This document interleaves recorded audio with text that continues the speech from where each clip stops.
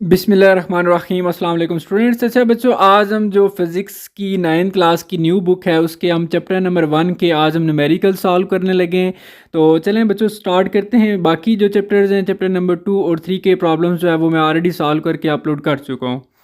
तो चलें स्टार्ट करते हैं। फर्स्ट हमारे पास क्वेश्चन है जी कि right the following numbers in scientific notation. आपके पास ये कुछ नंबर्स लिखे हुए हैं, इनको आपने साइंटिफिक नोटेशन में जो है वो कन्वर्ट करना है। अब साइंटिफिक नोटेशन में कैसे कन्वर्ट करते हैं ये ऑलरेडी आपने टॉपिक्स पढ़ा होगा। तो चलिए हम स्टार्ट करते हैं। फर्स्ट ए जो प्रॉब्लम है हम इसको साइंटिफिक नोटेशन में कन्वर्ट करते हैं। लेकिन पहले मैं आपको इसमें एक चीज़ बता दूं कि देखें जैसे हमारे पास लिखा हुआ है 1 2 3 4। अब इसका हमें कहीं भी पॉइंट नज़र नहीं आ रहा। जब किसी भी नंबर का पॉइंट नहीं लिखा होता या आपको ना वो आए नज़र ना आए तो इट्स मीन वो नहीं है। जब वो नहीं है तो फिर वो कहाँ पे होता है, ये हमेशा आपने याद रखना है कि वो बिल्कुल लास्ट पे होता है। ठीक है, यानी कि राइट साइड पे बिल्कुल लास्ट पे जो है वो पॉइंट या होता है। उस पॉइंट को आपने किधर लेके जाना होता है, बिल्कुल शुरू में। ठीक है, स्टार्ट में लेके जाना। लेकिन स्टार्ट में लेके जाने से आपने ये दो बातें माइंड में रखनी है कि स्टार्ट वाला जो नंबर है वो ज़ीरो ना हो, ज़ीरो के अलावा नंबर होना चाहिए। ठीक है, और दूसरी बात आपने ये याद रखनी है कि जब आप उस पॉइंट को उधर लेके जाएंगे तो फिर आपने मल्टीप्लाई 10 बी साथ करना है और कुछ पावर बी लिखनी है। अब वो पावर कितनी लिखनी है ये हम साथ साथ डिस्कस करते हैं। तो देखें सपोज कर लें कि इसका जो पॉइंट है वो 4 के आगे है। ठीक है, तो इस पॉइंट को हम लेके जाएंगे 1 के आगे, यानी कि इस तरह हम इसको शिफ्ट करेंगे। तो जब इसको हम पॉइंट को इधर शिफ्ट कर देंगे तो ये बन जाएगा 1 पॉइंट। आगे पॉइंट के बाद आपने 3 to 4 डिजिट्स लिख देना है, जैसे हमने 2 3 4 लिख दिया। और मल्टीप्लाई 10 बी करना है और साथ ऊपर पावर बी लिखनी है। अब पावर क्या लिखें, देखें आप जो है वो एक जो पॉइंट ऑलरेडी था 4 के आगे, वहाँ से जब आप 1 तक गए तो कितने पॉइंट्स मूव करके गए आप, 1 2 3। तो आप 3 डिजिट्स जो है वो यानी कि राइट साइड से मूव करके गए हैं, तो आपने ऊपर पावर 3 लिख देनी है। ये साइड पे अब आ जाए, साइड पे मैंने लिखा हुआ है 3 बातें मैंने पॉइंट्स बनाए हुए हैं कि अगर आप साइंटिफिक नोटेशन में लिखते हैं तो आप मल्टीप्लाई 10 करते हैं साथ। और दूसरी बात मैंने ये लिखी है कि अगर आप पॉइंट आपका मूव करके यानी कि राइट साइड से जा रहा है, ठीक है, तो फिर आपने जो पावर लिखनी है वो प्लस में लिखनी है। और अगर आप मूव करके लेफ़्ट साइड से मूव करके आ रहे हैं तो फिर आपकी पावर जो है वो आपके ने माइनस में लिखनी है। ठीक है, तो ये बात आपने याद रखनी है। अब इसी तरह नेक्स्ट प्रॉब्लम सॉल्व करते हैं। ये देखें ऑलरेडी पॉइंट लिखा हुआ है इसमें, तो इट्स मीन इसी पॉइंट को हमने कहाँ लेके जाना है, ये देखें हमने इस पॉइंट को 2 के आगे लेके जाना है। अब ये क्या हमारे माइंड में ट्रिक थी, ये साइंटिफिक नोटेशन ही है बच्चों कि आपने पॉइंट्स को नॉन ज़ीरो डिजिट के आगे रखना होता है। तो यहाँ पर नॉन ज़ीरो से मुराद ज़ीरो ना हो, तो फिर इसको हम मूव करके लेके जाएंगे। जो इधर से पहले नंबर पे 2 आ रहा है हमारे पास वो ज़ीरो नहीं है, तो लिहाजा हम पॉइंट को जब इधर शिफ्ट करेंगे 2 के आगे तो ये आ जाएगा 2 पॉइंट और आगे हम 3 लिख देंगे, है ही 3 तो हम 3 लिख देंगे। और साथ मल्टीप्लाई 10 भी करना है। अब पावर क्या होगी, पावर देखें आप जहाँ पे ऑलरेडी पॉइंट था उस पॉइंट से जब आप 2 की तरफ आए तो कितने डिजिट्स मूव करके आए, 5 डिजिट्स। लेकिन इसमें बात ये भी है कि आप लेफ़्ट साइड से आ रहे हैं। तो मैंने ऊपर आपको बताया था बच्चों कि जब आप लेफ़्ट साइड से आएंगे तो आपने पावर माइनस में लिखनी है। ठीक है, उम्मीद है आपको समझ आ रही होगी क्योंकि आपने बेसिक कंसेप्ट्स क्लियर किए होंगे तब भी आप न्यूमेरिकल्स पे आए हैं। इसी तरह हमारे पास अब ये प्रॉब्लम है, ये बच्चे ऑलरेडी साइंटिफिक नोटेशन में है लेकिन कंप्लीट साइंटिफिक नोटेशन में नहीं है। क्योंकि कंप्लीट साइंटिफिक नोटेशन में हम ये स्टडी करते हैं कि हमने पॉइंट्स को बिल्कुल स्टार्ट में लेके जाना है और नॉन ज़ीरो डिजिट होना चाहिए, मतलब कि ज़ीरो ना हो, बाकी कोई और भी डिजिट हो सकता है, 1 2 3 कोई भी हो सकता है। तो यहाँ पर हम पॉइंट को क्या करेंगे, मूव करवा के 4 के आगे लेके जाएंगे। तो ये बन जाएगा 4.693 भी साथ लिख देंगे। लेकिन जब हम ये पॉइंट को मूव करवाते हैं तो साथ मल्टीप्लाई 10 भी लिखते हैं और 10 के ऊपर पावर भी होती है। तो 10 की पावर जो ऑलरेडी 5 लिखी हुई है, तो जब हम राइट साइड से मूव करके गए हैं तो मैंने कहा था प्लस में आपने पावर ऐड करनी है। तो कितने डिजिट मूव करके गए हैं आप, 2 डिजिट्स, तो आपने 5 के साथ +2 कर देना है। तो ये इस तरह 4.693 मल्टीप्लाई 10 इज पावर 5 + 3 ये 7 आ जाएगा और ये आपका प्रॉब्लम सॉल्व हो जाएगा। इसी तरह नेक्स्ट प्रॉब्लम देखें, ये भी ऑलरेडी साइंटिफिक नोटेशन में है क्यों, कैसे पता चला है? क्योंकि 10 रेज़ पावर कुछ लिखी हुई है, इससे आइडिया होता है कि ये साइंटिफिक नोटेशन है।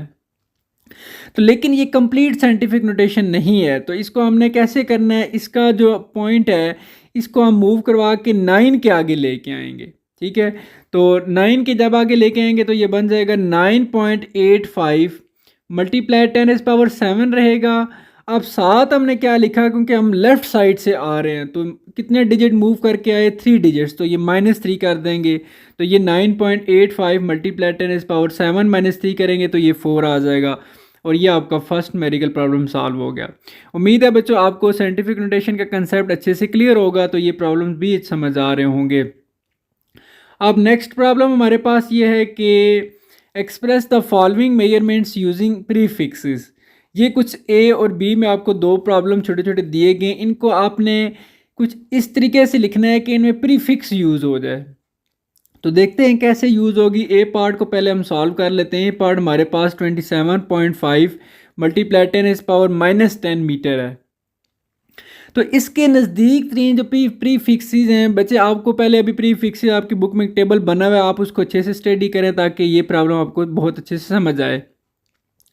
अब 10⁻−10 के करीब तरीन कौन सी ऐसी जो पावर बन जाए जिसमें हम प्री फिक्स यूज़ कर लें। तो जैसे अब जो नैनो होता है, नैनो इक्वल होता है 10⁻−9 के, तो ये बिल्कुल इस -10 के करीब ही है। तो यहाँ पर हम क्या करते हैं, ये आप देखें, इसको तो पहले मैं दोबारा से लिख लेता हूँ क्वेश्चन को। 27.5 मल्टीप्लाई 10⁻−10 मीटर। तो यहाँ पर बच्चों आपने क्या करना है, इसमें ये चीज़ देखनी है कि जो आपका पॉइंट देखें, जो ऑलरेडी पॉइंट ये कंप्लीट साइंटिफिक नोटेशन भी नहीं है, जो पॉइंट है इसको हम 2 के आगे लेके जाएंगे। तो जब पॉइंट को मूव करवाएंगे ये बन जाएगा 2.75 मल्टीप्लाई 10⁻−10 तो लिखेंगे क्योंकि हम राइट साइड से मूव करके गए और एक डिजिट मूव किया है तो +1 लिख देंगे। तो ये बन जाएगा 2.75 मल्टीप्लाई 10⁻−9 मीटर। अब बहुत आसान है। अब -9 को देखें, बाकी तो हम लिखेंगे 2.75 और 10⁻−9 की जगह लिख देंगे n। n से मुराद यहाँ पर नैनो है और नैनो एक प्रीफिक्स यूज़ हो रही है यहाँ पर। ठीक है, साइड पे मैंने लिखा हुआ है। तो ये आपका प्रॉब्लम सॉल्व हो जाता है। इसी तरह नेक्स्ट प्रॉब्लम भी देखें, कंप्लीट साइंटिफिक नोटेशन में नहीं है। जब इसको हम साइंटिफिक नोटेशन में लेके जाएंगे प्रॉपर कंप्लीट, तो फिर वहाँ पर हम प्रीफिक्स यूज़ कर लेंगे। तो इसका जो पॉइंट है वो होना चाहिए 2 के आगे। तो ये मूव करवा के जब हम इसको लेके आएंगे तो ये बन जाएगा 2.3 मल्टीप्लाई 10⁻−2। और देखिए हम लेफ़्ट साइड से आएंगे और 4 डिजिट मूव करके आएंगे तो -4 लगाएंगे क्योंकि लेफ़्ट साइड से हम आ रहे हैं। तो पहले ये देखिए मैंने क्वेश्चन लिखा, फिर जो मैंने अभी आपको चीज़ बताई कि ये 2.3 बनेगा और मल्टीप्लाई 10⁻−2 और साथ -4 क्योंकि लेफ़्ट साइड से आ रहे हैं। एक तो इस वजह से माइनस लगा रहे हैं और कितने डिजिट मूव किए हैं 4, तो इसलिए -4। तो ये 2.3 मल्टीप्लाई 10⁻−2 -4 ये -6 आ जाएगा। अब -6 इक्वल होता है बच्चों मैक्रो के, तो ये 2.3 और 10⁻6 मैक्रो के इक्वल आ जाएगा। और इसको हम ये सिंबल लिख देंगे, ये मैक्रो का सिंबल ये म्यू सा होता है, इसको बोलते हैं यू टाइप जो आपको नज़र आ रहा है एम। तो ये आपका प्रॉब्लम सॉल्व हो जाता है। अब नेक्स्ट प्रॉब्लम की तरफ मूव करते हैं कि जी if a boy has age of 15 years 2 months and 10 days, convert his age in seconds, milliseconds and megaseconds।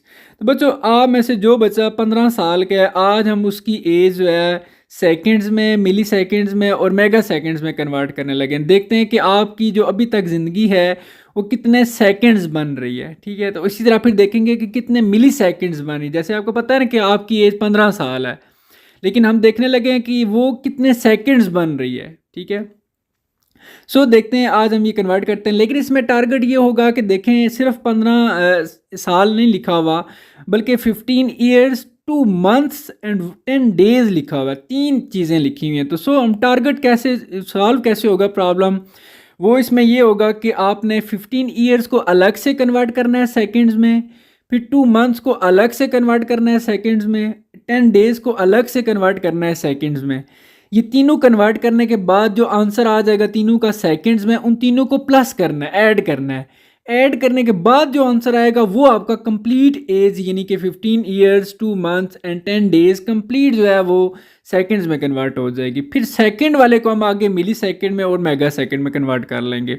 तो चलें आगे स्टार्ट करते हैं।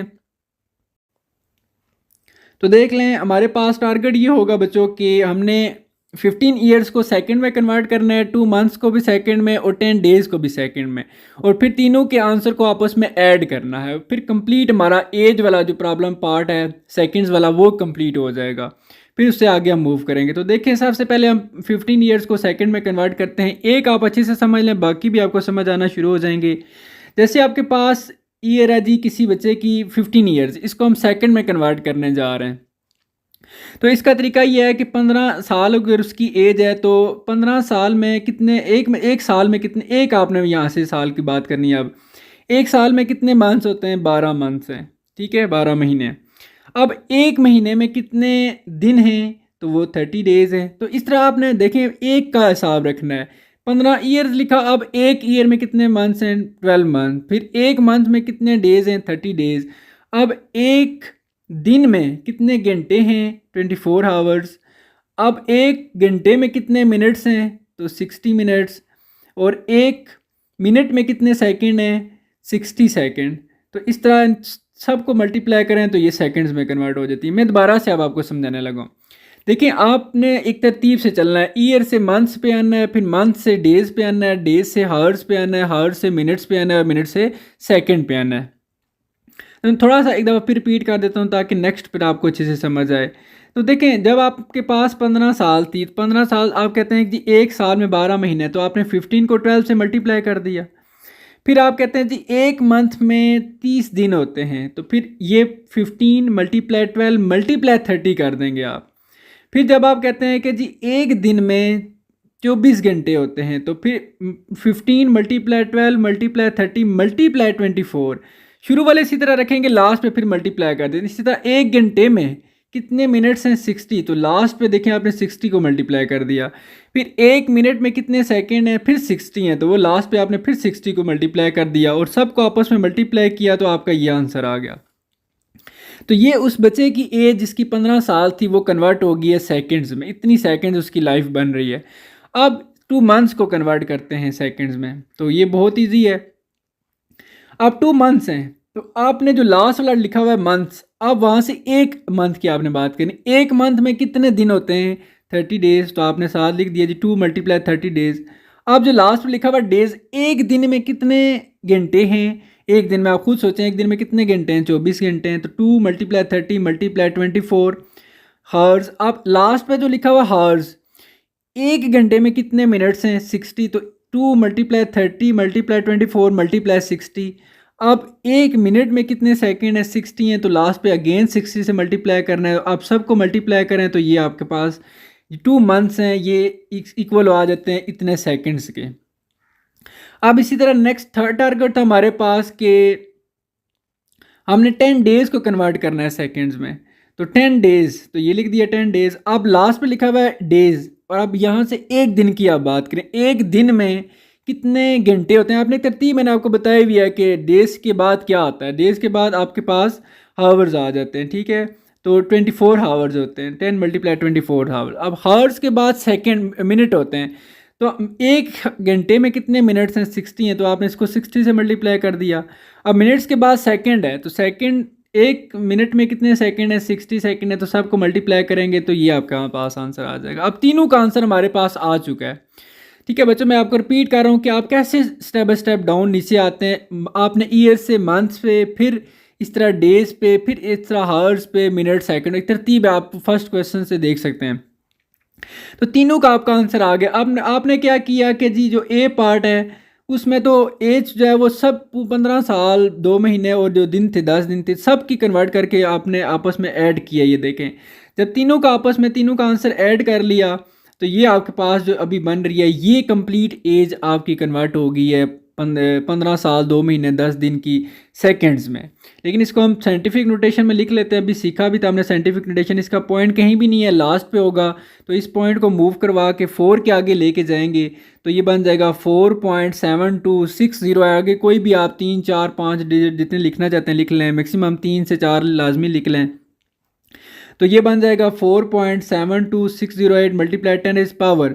अब कितने डिजिट्स मूव करके गए? 8 डिजिट। तो 8 लिख दिया, चूंकि हम राइट साइड से मूव कर गएंगे इसलिए +8 ही होगा।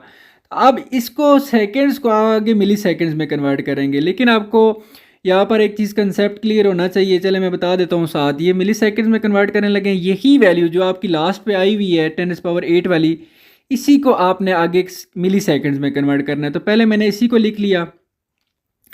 अब चूँकि बच्चों आपको ये चीज़ पता होनी चाहिए कि जो मिली होता है वो इक्वल होता है 10⁻³ के, ठीक है। तो देखिए पहले तो हमने वही वैल्यू लिखी कि 4.72608 मल्टीप्लाई 10⁸, यहाँ तक तो वही वैल्यू है जो सेकंड में आई हुई थी। अब आगे हमें चाहिए था 10⁻³ क्योंकि मिली तब आएगा, तो हमने क्या किया +3, 10⁻+3 और 10⁻³ दोनों को लेके आए, क्योंकि जब आप कोई एक चीज़ एक्स्ट्रा ऐड करते हैं फिर उसका ऑपोजिट भी करते हैं, अगर प्लस में किया फिर माइनस में भी करेंगे साथ, तो साथ सेकंड लिख देंगे। अब ये करने का फ़ायदा क्या हुआ, तो लेकिन पहले आप देखें कि ये जो 4.72608 एज इट इज़ है, और जो दोनों प्लस वाली पावर्स हैं 10⁸ और 10⁻3, ये दोनों पावर्स बेस सेम है, तो दोनों पावर्स आपस में ऐड हो जाएंगी 8 + 3, और जो 10⁻³ है इसकी जगह नीचे देखें मैंने m लिख दी है, m मीन मिली, तो ये मिली और साथ इसी तरह सेकंड, मिली सेकंड। और इस पावर को आप सॉल्व कर लें, ये 4.72608 मल्टीप्लाई 10⁻11, 8 + 3 11 मिली सेकंड। तो ये देखें सेकंड वाला आंसर हमने इसको किस में कन्वर्ट कर लिया, मिली सेकंड्स में। अब दोबारा से उसी सेकंड वाले टाइम को, इसको नहीं, सेकंड वाले टाइम को हम कन्वर्ट करेंगे आगे मेगा सेकंड में। तो मेगा बच्चों किसके इक्वल होता है 10⁻6 के। तो पहले आप एक दफ़ा माइंड में देख लें वो सेकंड वाली ऊपर जो साथ पे वैल्यू है वो क्या है, उसी को आपने दोबारा से यहाँ पर लिखना है। ये आपने लिख दिया, और मेगा किसके इक्वल होता है 10⁻6 के। तो इस वैल्यू को हमने कैसे सेकंड में बनाया, मेगा सेकंड में कन्वर्ट करना, देखें 8 है। अब हमें यहाँ पर प्लस ये ऐड करने की कोई एक्स्ट्रा चीज़ ज़रूरत नहीं है, क्योंकि 8 से ही हम कुछ ना कुछ कर लेंगे। कैसे देखें, क्या मैं 8 को ऐसे लिख सकता हूँ 4.72608 एज इट इज़ लिखा, क्या 10⁸ को मैं यूँ लिख सकता हूँ 10⁻2 और 10⁻6 अलग अलग करके, क्योंकि बेसिस सेम है, वापस दोनों को ऐड करें 6 + 2 ये वापस से 8 आ जाएगा। ये करने का मकसद क्या है, क्योंकि मुझे पता था कि मैं 6 लिखूं ताकि उसकी जगह फिर मैं मेगा लिख दूंगा, और मेरा टाइम जो है वो सेकंड से मेगा सेकंड में कन्वर्ट हो जाएगा। अब देखें मैं क्या करता हूँ, 4.72608 एज इट इज़ मल्टीप्लाई 10⁻2 भी एज इट इज़, 10⁻6 की जगह मैंने m लिख दिया, m मीन यहाँ पे मेगा और साथ सेकंड आ गया। तो ये बच्चों आपका प्रॉब्लम वैसे सॉल्व हो जाता है, लेकिन अगर बुक का आंसर मैच करें तो इसके लिए फिर मैंने क्या किया, ये जो 10⁻2 है ना, इसको हमने ख़त्म करने के लिए एक ट्राई करनी है। ट्राई क्या करेंगे, देखें जो पॉइंट है ना 4 पॉइंट, इसको हम लेके आएंगे 2 डिजिट और आगे लेके आ जाएंगे, तो ये बन जाएगा 4.72 एंड 2 के आगे हम पॉइंट्स को लेके आएंगे। तो देखें आप ले आए जी 472 बन जाएगा, और पॉइंट फिर इधर आ जाएगा आगे 602 मल्टीप्लाई 10⁻10 तो ऑलरेडी लिखा हुआ है। आप देखें लेफ्ट साइड से आए हैं, तो कितने डिजिट्स आए हैं, 2 डिजिट्स लेफ्ट साइड से जब आते हैं तो, और 2 डिजिट आए तो इसको लिखते हैं -2। तो ये जो ऑलरेडी 10⁻2 था तो इसके साथ हमने -2 कर दिया। अब 2 - 2 ये हो जाएगा 0। ये देखें 472 6.608 मल्टीप्लाई 10⁻0, किसी भी चीज़ की पावर अगर 0 हो तो वो 1 के इक्वल होती है, तो लिहाजा ये बीच में से 1 हम लिखने की ज़रूरत नहीं है, तो डायरेक्ट 472.608 मेगा सेकंड, ये आपका जो बुक का वाला आंसर है ये मैच कर जाता है, ठीक है। तो ये आपका कंप्लीट हो जाता है। अब नेक्स्ट प्रॉब्लम है जी, how many kilometres are there in 25 micrometre, ठीक है बच्चों। तो देखें क्वेश्चन है जी कि ये 25 मैक्रो को ये म्यूज से लिखते हैं, ये यू टाइप जो आपको नज़र आ रहा है, और मीटर यानी कि एम, जो लिखा हुआ था स्टेटमेंट में लिखा हुआ था 25 मैक्रोमीटर, वो वर्ड्स में लिखा हुआ था, मैंने ना इसको सिंबल्स के साथ लिख लिया 25 मैक्रो और मीटर, ठीक हो गया। इसको कन्वर्ट करना है किलोमीटर्स में, ठीक है। देखें ये आप किलोमीटर्स में कैसे इक्वल होगा, आपको ये चीज़ पता होना चाहिए कि जो किलो होता है वो 10⁻³ के इक्वल होता है, ठीक है। ये बात आप माइंड में रखें, फिर आगे हम चलते हैं। अब बाकी उसको माइंड में निकाल दें। अब देखें स्टेटमेंट के बाद हैं 25 को मैंने एज इट इज़ लिख दिया, और मैक्रो किसके इक्वल होता है 10⁻6। बच्चों ये आपको प्रीफिक्सेस याद होनी चाहिए, मैक्रो इक्वल होता है 10⁻6, मीटर को मैंने साथ एज इट इज़ लिख दिया। अब मुझे पता है जो किलो है वो किलो इक्वल होता है 10⁻3 के, तो ये जो जब पावर माइनस में होना तो फिर हम कोशिश करते हैं जो चीज़ लानी है आपने उसको उसका वो प्रीफिक्स मल्टीप्लाई और साथ कर लें। तो अब हमें पता है किलो जो है वो 10⁻³ के इक्वल होता है, तो हमने क्या किया 25 मल्टीप्लाई 10⁻6 एज इट इज़ लिखा, इसके साथ हमने -3 और 10⁻+3 कर दिया साथ। ये क्यों किया आप देखें, इसी वजह से ताकि हमारे पास इधर किलो आ जाए और मीटर इसी तरह लिखा रहेगा। अब 25 मल्टीप्लाई ये जो 10 दोनों माइनस वाली पावर्स है ना, 10⁻⁻6 और 10⁻⁻3 ये दोनों बेसिस सेम है, पावर्स ऐड हो जाएंगी तो -6 और -3 हो जाएगा और 10⁻³ और 7 मीटर। ये आ जाएगा 25 मल्टीप्लाई 10⁻⁻6 और -3 ये -9 और 10⁻³ की जगह हम लिख देंगे किलो और 7 मीटर। ठीक है, तो ये आपके पास यानी कि 10⁻³ जस्ट किलो के इक्वल होता है, आप किलोमीटर ना लिखें, वो ऊपर मैंने लिख दिया था बाय मिस्टेक। तो ये आपका जो है ना आ जाता है जी 25 मल्टीप्लाई 10⁻⁻9 किलोमीटर। वैसे ये कन्वर्ट हो गया है किलोमीटर्स में, लेकिन अगर बुक का आंसर अब मैच करना है तो इसको हम क्या करते हैं कि जो 25 है इसका पॉइंट कहाँ पे है, कहीं भी नज़र नहीं आ रहा, तो इट्स मीन कि बिल्कुल लास्ट पे होगा, 5 के आगे है। इस पॉइंट को जब हम मूव करवाएंगे 2 के आगे तो ये बन जाएगा 2.5 मल्टीप्लाई 10⁻⁻9 एज इट इज़ लिखेंगे, लेकिन देखें हम एक डिजिट मूव करके गए हैं तो इस मीन 1 लिखेंगे, लेकिन राइट साइड से गए हैं तो ये +1 लिख देंगे, तो ये बन जाएगा 2.5 मल्टीप्लाई 10⁻⁻8 किलोमीटर। तो ये आपका प्रॉब्लम सॉल्व हो जाता है और ये बुक का आंसर भी मैच हो जाता है। अब अगर नेक्स्ट प्रॉब्लम की बात की जाए तो प्रॉब्लम नंबर 5 ये प्रॉब्लम है जी। ठीक है, what is pitch and least count of, ये बहुत आसान है, जस्ट फार्मूला आपको पता होना चाहिए। लीस्ट काउंट निकालने का वर्नियर कैलिपर्स का और लीस्ट काउंट निकालने का स्क्रू गेज का, तो बहुत आसान है, थोड़ा सा इसको समझें आपको जल्दी समझ आ जाएगी। तो क्वेश्चन में दो चीज़ें वो पूछ रहा है, what is pitch and least count, दो चीज़ें। अच्छा, what is pitch and least count of, जो पार्ट ए है ये वर्नियर कैलिपर्स के बारे में है और जो पार्ट बी है ये स्क्रू गेज के बारे में। इट्स मीन जो पार्ट ए है ये तब कंप्लीट होगा जब हम इसकी पिच भी बताएंगे और लीस्ट काउंट भी बताएंगे, फिर इसी तरह पार्ट बी के लिए भी हम पिच बताएंगे और लीस्ट काउंट भी बताएंगे। ठीक है, तो चलें पहले पार्ट ए को हम सॉल्व कर लेते हैं, वर्नियर कैलिपर्स। तो वर्नियर कैलिपर्स की हमने दो चीज़ें फाइंड आउट करनी है, एक पिच और एक लीस्ट काउंट। तो पहले तो बच्चों मैं आपको ये बता दूं कि जो वर्नियर कैलिपर्स होता है इसकी पिच नहीं होती, तो हमने लिख दिया कि vernier callipers has no pitch. अब दूसरी बात इसका लीस्ट काउंट, तो लीस्ट काउंट का फार्मूला पहले देख लें बच्चों, ये फार्मूला होता है least count is equal to smallest division on main scale divided by total division on vernier scale.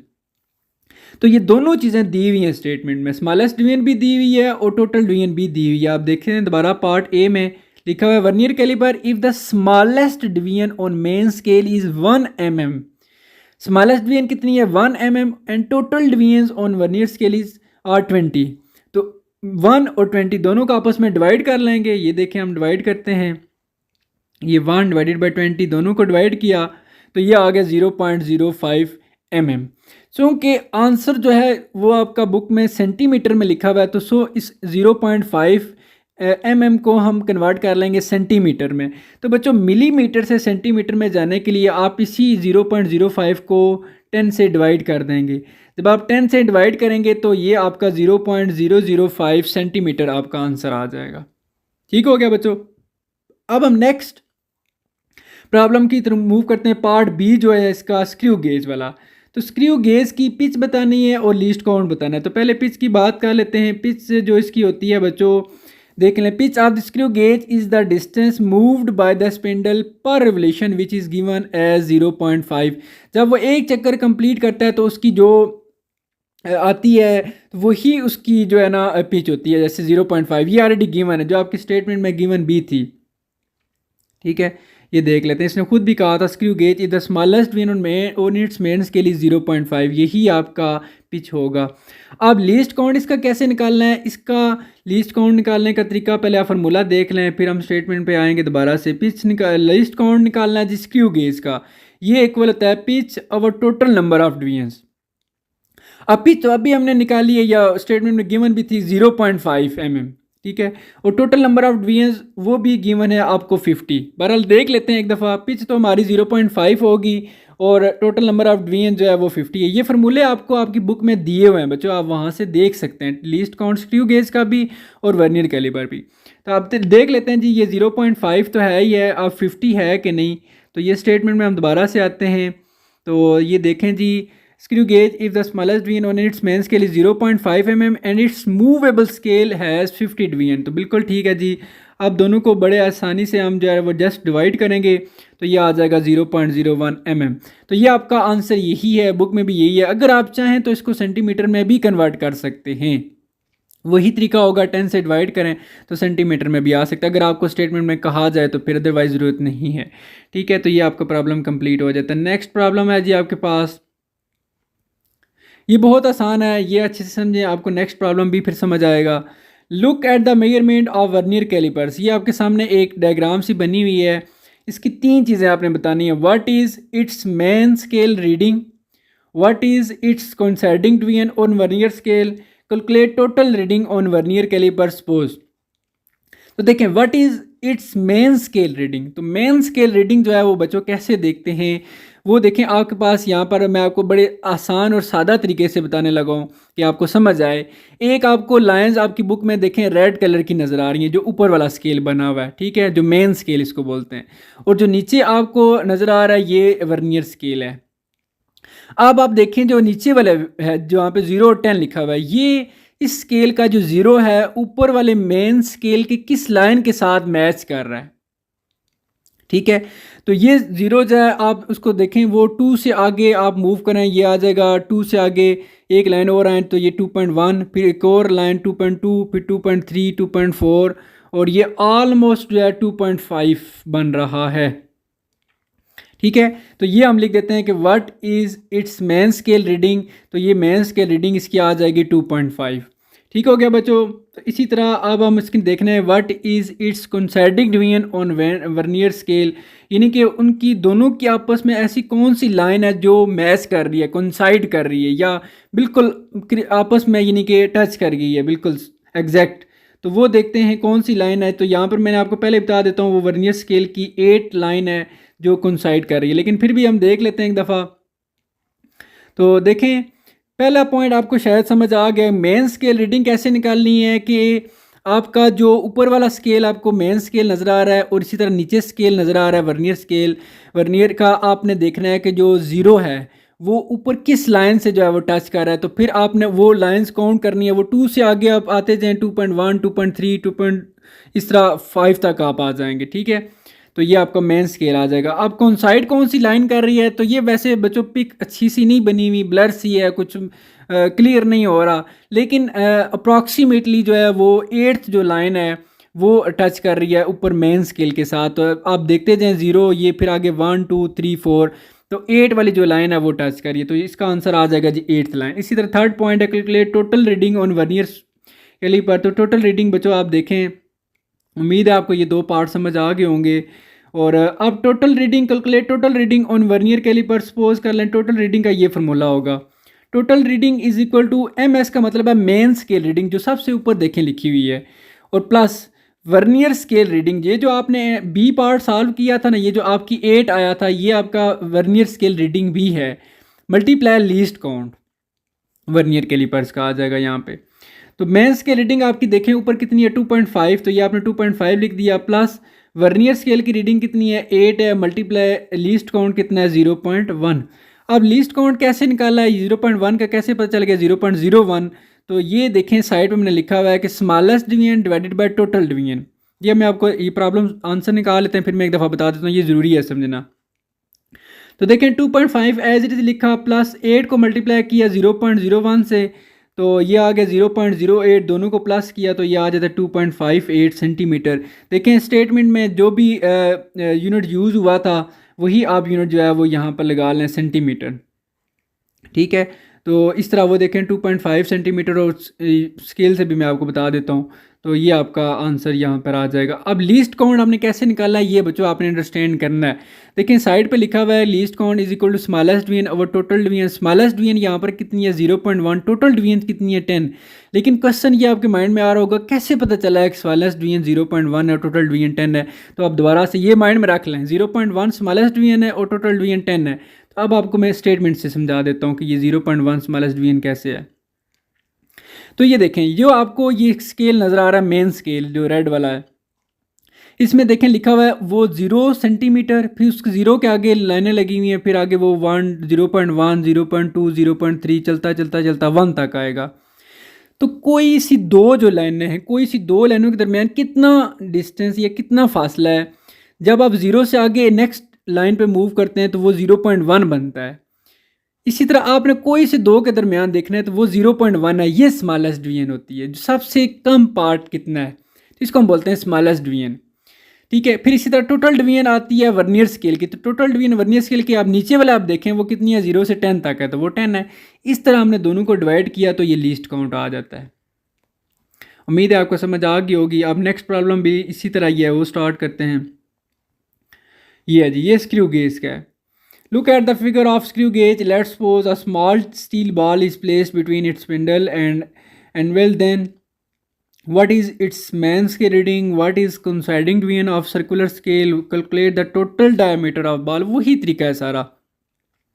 तो देखें इसका हमने देखना है what is its main scale reading। तो मेन स्केल रीडिंग बच्चों स्क्रू गेज की आपने कैसे देखनी है ये आप देख लें। मैं आपको पहले बता देता हूँ कि जो मेन स्केल रीडिंग है वो हमारे पास 6.5 है, और जो दूसरी जो रीडिंग है जिसको सर्कुलर स्केल रीडिंग हम बोलेंगे वो 46 है। कैसे है अब मैं आपको बता देता हूँ, ये आप नोट कर लें। 6.5 मेन स्केल रीडिंग है, तो मैं अब आपको बताता हूँ कि ये 6.5 मैंने कैसे लिखी है।